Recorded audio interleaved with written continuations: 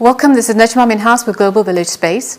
Today I'm joined with DG Ispr, General Babar Iftikhar. General Saab, thank you so much for joining me today. Thank you for having me. Thank you. If you don't mind, I'll just take this off. I'd like to start off by saying you and the Foreign Minister did an excellent job in presenting a detailed dossier with solid facts on Indian sponsorship of terrorism in Pakistan. What has the response been so far from the international community? Well, let me start from the 5th of August 2019. Whatever actions the Indian government took, the revocation of Article 370, the special status of Indian occupied Jammu and Kashmir. Ever since then, India has received a lot of negative press, and the issue has been very well supported by the Pakistan government, the way it has been taken up on different international forums. This was an ongoing thing. They were already receiving a lot of flack on this thing. But when this dossier came out, this was frankly a vindication of what Pakistan had been saying for so long. It gave all the proofs, evidence of Indian government, India as a state sponsoring terrorism inside Pakistan. And it has been taken very seriously by the international community. The world has taken note of it. The world is talking about it. And despite India's best efforts, there's been a lot of objective analysis of what's being said. I think the objectivity of the debate around this dossier, the contents of this dossier at the international level is a major plus, and we are going to take it forward from here. What are your next steps? Well, after the presentation of the dossier, the Foreign Office presented it to the P5. It has been presented to the United Nations Secretary General. And then now you've seen the latest statement from the OIC forum. The Foreign Minister attended that, and it's been a very, very strongly worded statement by the OIC about what's happening in Indian occupied Jammu and Kashmir. Here on, we are going to take it to every possible forum, and a lot of effort is being put into this. And it's not just a one-off thing. There has been a series of actions that has been taken after that.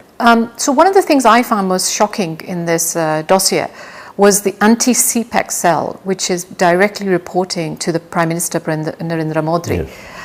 It was given an initial outlay, according to the report, of $500 million, and has raised over 700 militiamen to disrupt the CPEC corridor. Now, what is the nature of the threat that you're facing here, and how will you ensure the security of the corridor? Well, Indians see CPEC as a game changer for the region, and it is a game changer for the region.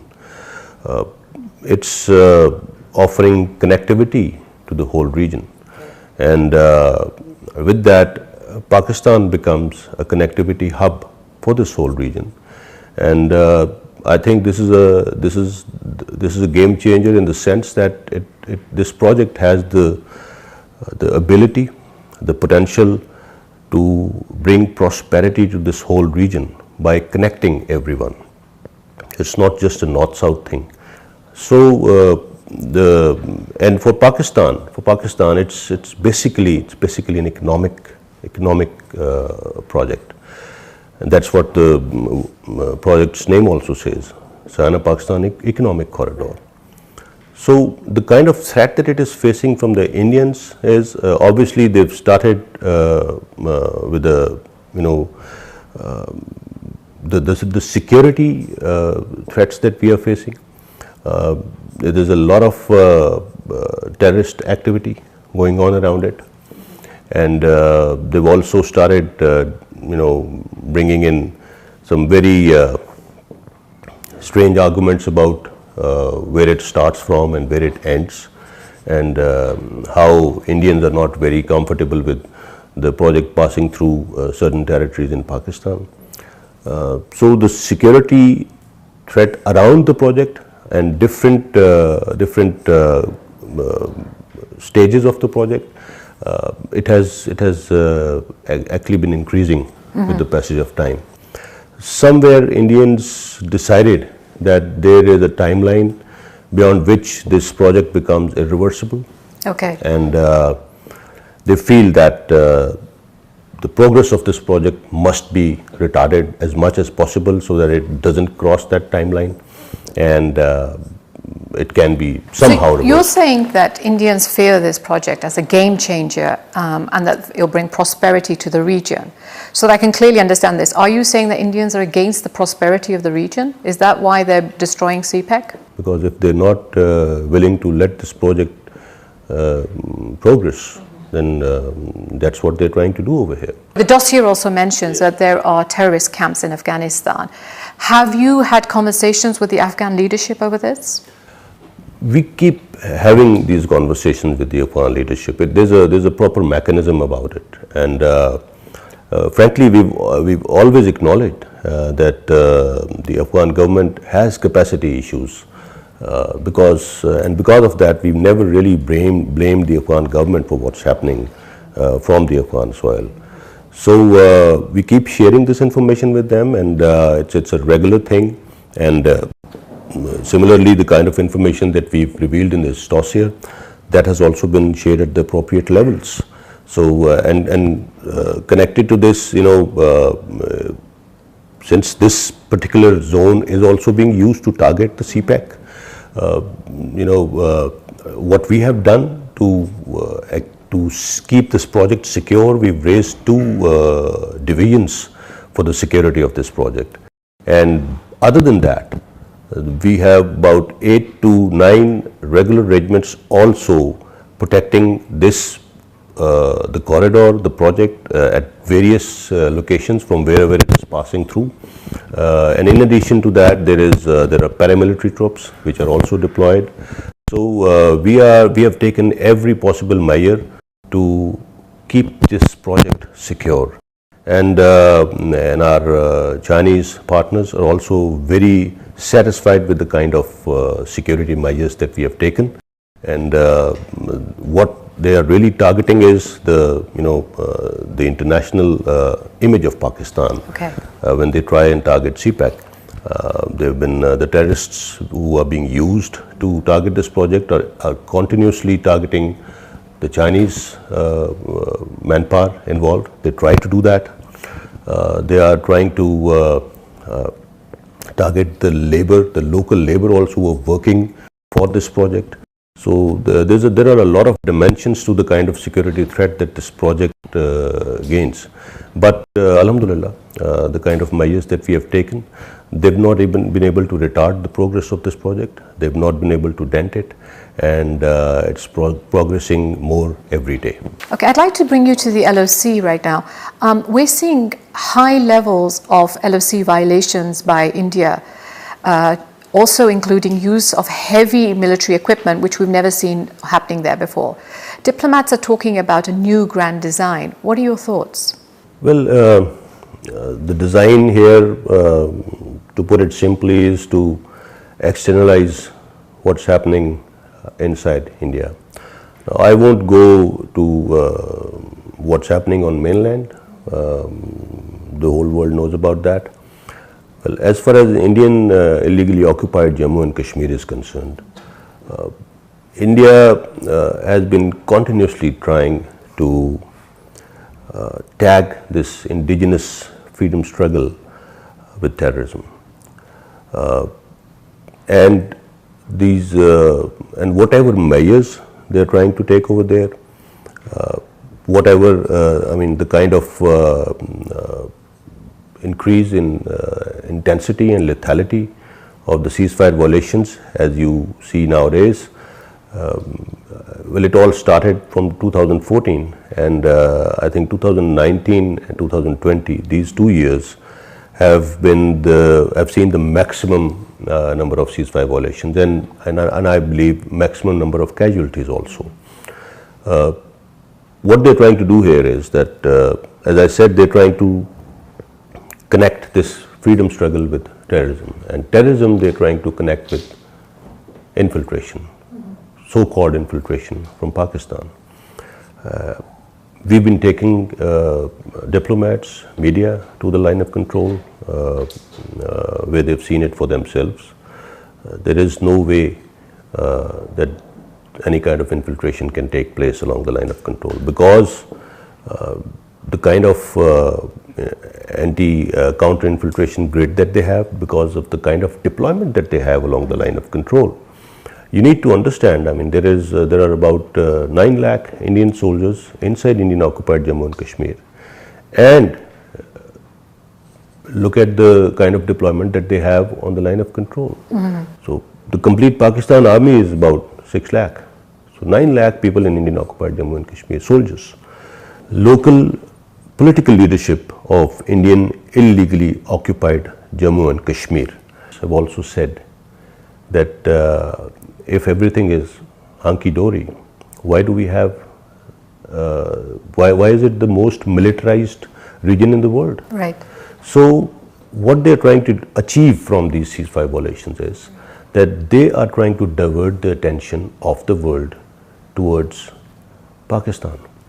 And they are trying to claim that whatever is happening inside Indian occupied, illegally occupied Jammu and Kashmir is because of the infiltration, and it's because of the terrorists coming from this side of the border, whereas it's absolutely false. And we've said a number of times, I mean, we have a United Nations observers, military observers group in India and Pakistan. They're always available on Pakistan side. They're going everywhere. They're visiting all the places. The last time I took a group of ambassadors to the line of control, and I informed them that this particular place where they were on that particular day, it was pointed out by none other than the Indian Army's military chief that it's supposed to be a launch pad where maybe 250 odd individuals are waiting to infiltrate inside India. So it's absolutely propaganda, and the only reason that they are doing it is, one, to externalize their internal issues. Second, they want to, I mean, they understand whether they fire on us or whether we fire back, it's the Kashmiris who are being hurt on both sides. So it is also an exercise in trying to draw a wedge between the Pakistani army and the population living along the line of control. Okay, so there's been an increase in violations along the LOC, as we've just discussed, and we're seeing a rise and surge in terrorist activities here in Pakistan as well. You've just recently given this complete dossier on Indian hands in terrorism in Pakistan. Yet, when Nagrota incident happened, the Indian government and the Indian media still played up that Pakistan must be responsible somehow. What is the pattern that you see emerging? Well, the pattern is, we've seen this happening before. We've seen this happening before. It's a regular pattern with India. I mean, there's nothing new emerging here. They are always looking for some kind of an excuse, right, to raise the temperatures. False flag operations are a norm with them, and they keep doing that all the time. And usually when they... Are you suggesting the Nagrota incident was a false flag incident? What is there? What have they found out? Have they shared anything with the rest of the world? No. I mean, this is what I'm trying to say. If whatever is happening inside Indian illegally occupied Jammu and Kashmir, they are, frankly, I think they're in a state of denial. And that is causing them the kind of trouble that there is. It is an indigenous freedom struggle. It is totally indigenous. It's not possible to sustain a freedom struggle for more than 70 years. It's not humanly possible for that to happen. And that is exactly what is happening. So Pakistan, on the other side, I mean, when the present government came in, Your Prime Minister offered one step forward, he's on record 2 steps forwards, of having said that you move one step and I'll take two. So we've always been trying to, normalize. We need to normalize the situation over here in the region, and everybody understands what is the potential of India and Pakistan. So the pattern here is, whenever there is a major event coming up in the world, anywhere else, something happens, something that can connect Pakistan to terrorism. It was interesting that you mentioned Indian propaganda as well. Social media that we're seeing right now, there's a massive increase in fake news, misinformation, disinformation about Pakistan, about the Pakistani army and so on. Recently we saw the hashtag trending in Twitter, civil war in Karachi. Now you're the head of Pakistan Army's Information Services Wing.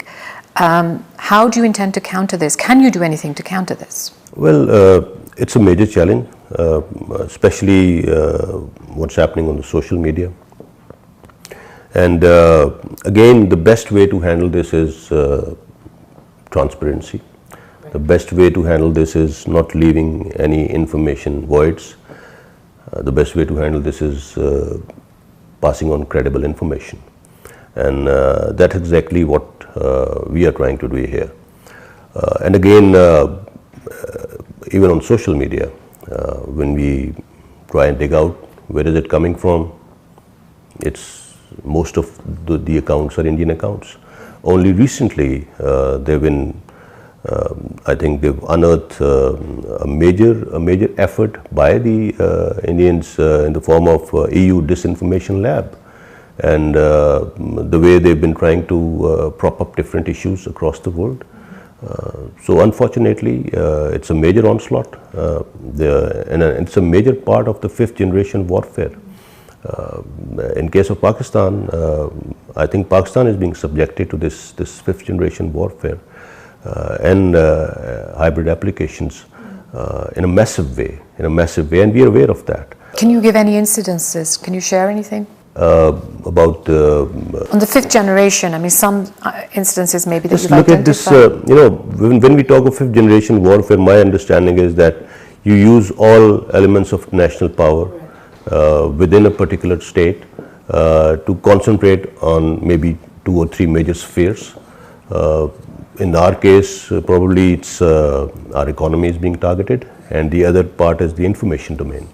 An information domain, pick out one little incident which has anything to do with Pakistan and specifically to do with Pakistan Army, and look how it gets viral.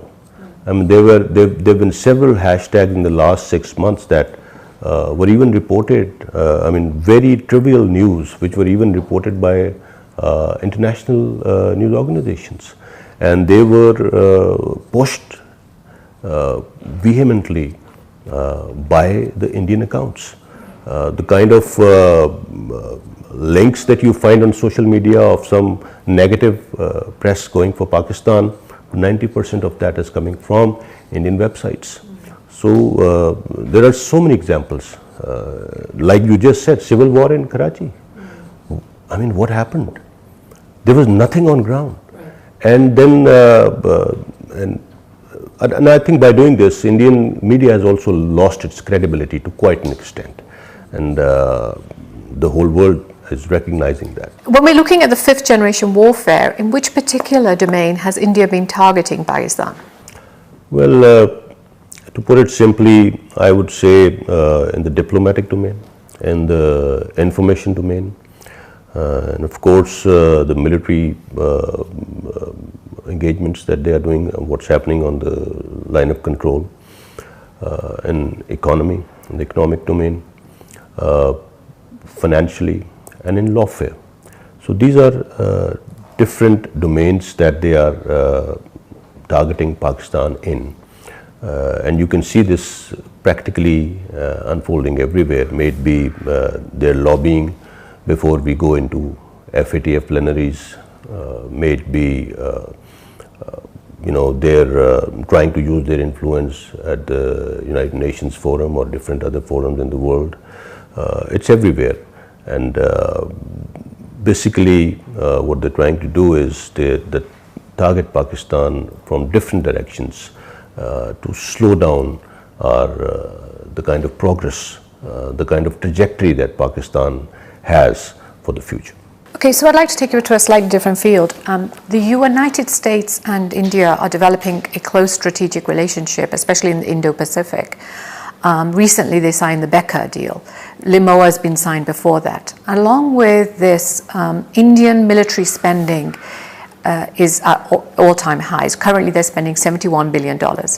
India is the world's third largest military, has the world's third largest military expenditure after US and China. What kind of threat perception does this create for you, and how do you intend to tackle it?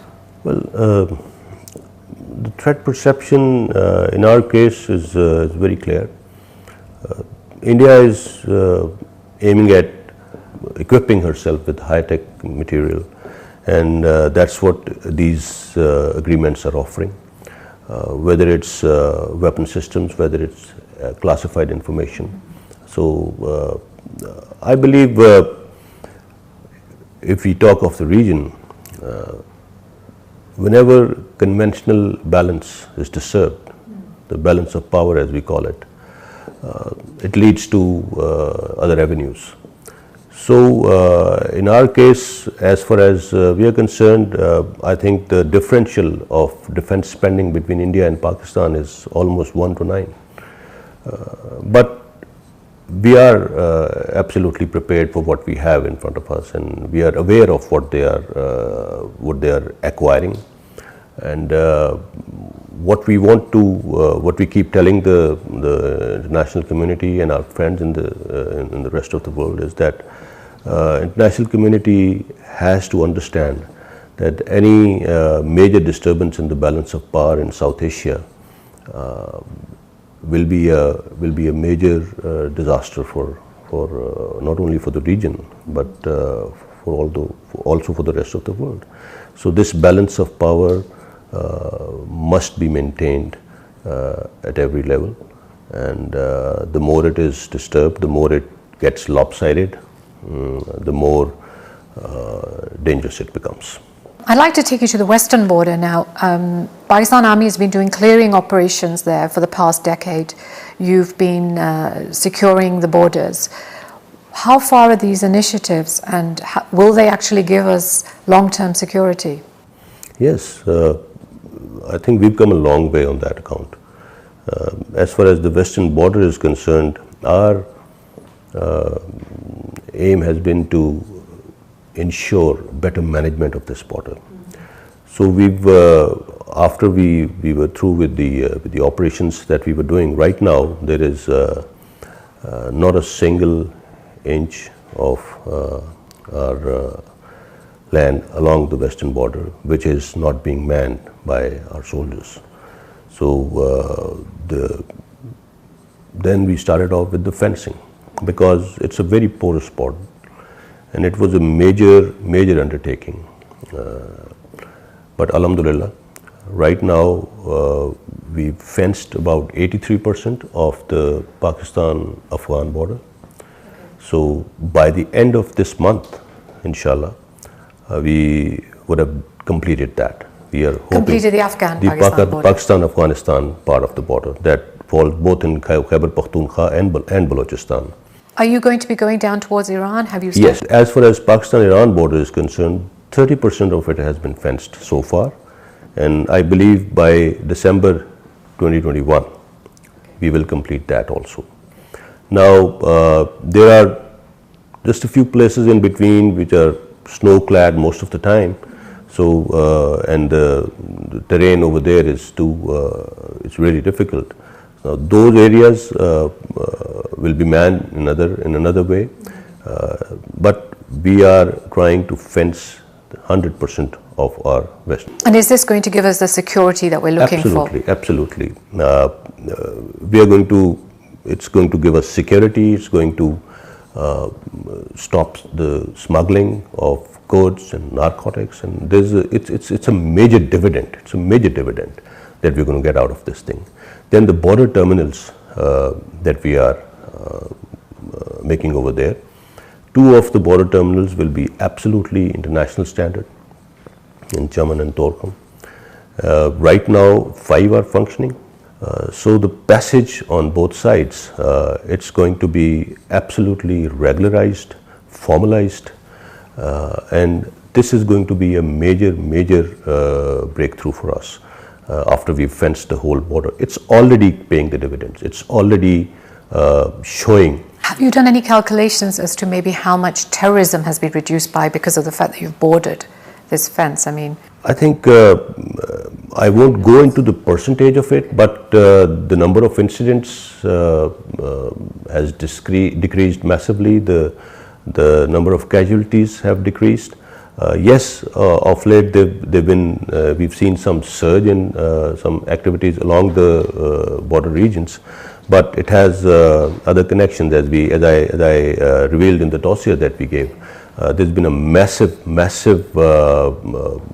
effort by the Indian side to kind of create some kind of disturbance inside Pakistan, especially in the border regions. Again, they're also trying to target the fencing over here. The way we are trying to fence the border. We keep sharing whatever little incidents happen along the border, Pak-Afghan border, in our frequent press releases. So it's been, I think it's brought down the incidents to a major extent. And one thing that I would like to add about border management, and it actually shows how important it is for the present civil military leadership of Pakistan. A new border management division has been recently raised. It was announced by the Prime Minister. It will be functioning under the Ministry of Interior, and it will be centrally articulating and managing all the points of entry, whether from sea, airports, or the land borders. Okay. It will be articulating and managing all these points of entry centrally with different agencies working under it. So the point of reiterating this is that border management is key to securing Pakistan, better border management, and that is exactly what we are going for. So what do you see as the future of Afghan peace process and Pakistan's role in this? As far as Pakistan's role in Afghan peace process is concerned, it's that of a facilitator. Pakistan has done everything that it can to facilitate the peace process. Well, its future, we're very optimistic about that. As far as what happens next has to be decided by the Afghans, nobody else but the Afghans, and that's what our endeavor is. We have tried to facilitate this to every extent that we could, and everybody has acknowledged that. The Afghan government, the US government, they've all acknowledged that Pakistan has played the most positive role in trying to bring them on the table, trying to facilitate the talks, and to take this peace process to a logical conclusion. So that's our role in it, and that's what we'll continue doing. So military to military engagement exists in every country. It's an important part of diplomacy, defense diplomacy. It helps to build regional partnerships and bilateral relationships and so on. How extensively have you used this and your current leadership? Have you extensively been using this part of diplomacy? Yes, I think the Chief of Army Staff, General Bajwa's vision as far as the military diplomacy goes is, and it has been, we need peace within and we need peace around us. And Pakistan's military leadership has reached out to the military leadership of countries in the region and beyond.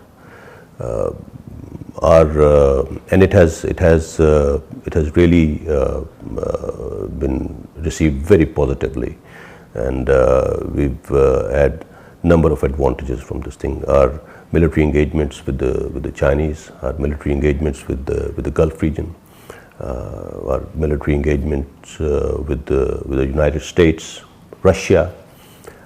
it's all been, I think we've gone to, we've explored new venues on this account, and it has really helped bring Pakistan's international image to a new level.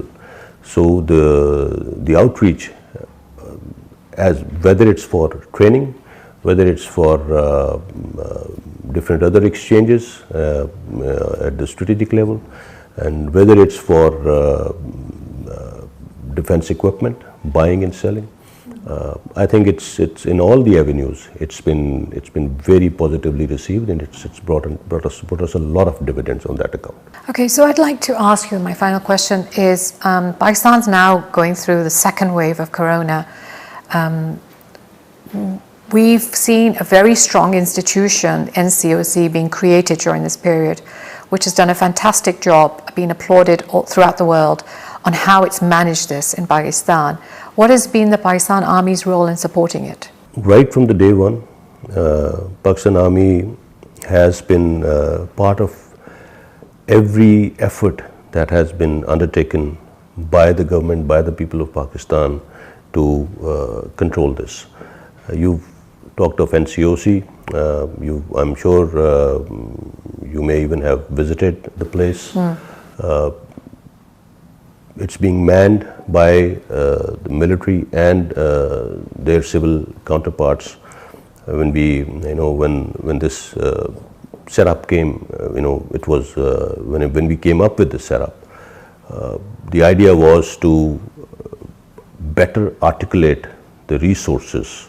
So it worked really well. We started with deployment of Pakistan Army soldiers across Pakistan, all across, when we were trying to kind of exercise some smart lockdowns. The information technology part has also been supplemented by the the capability that the Army has. So at every level, may it be information technology, may it be implementation and execution of different instructions being given by the government, Pakistan Army has been in the thick and thin of all these things. So what has been Pakistan Army's role during the second wave of COVID?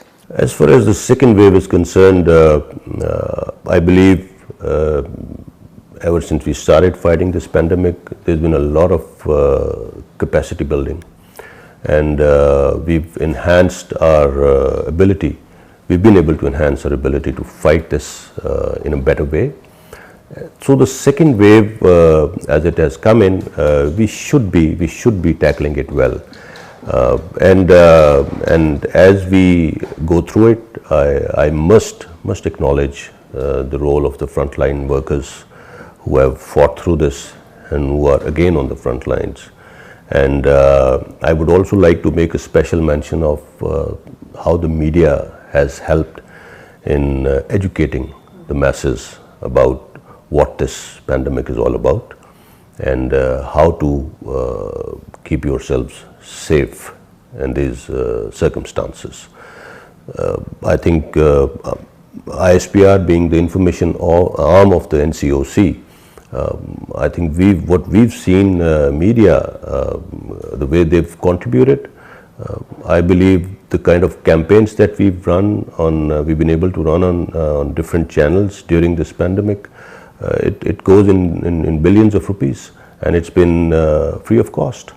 So it's been a very, very positive role. But I would also like to emphasize here that we need to be extremely careful in this second wave, and we need to help each other, and we need to be more careful than we were before, and only then we will be able to come out of it intact, inshallah. General Iftikhar, thank you so much for your time today. Thank you very much. Thank you.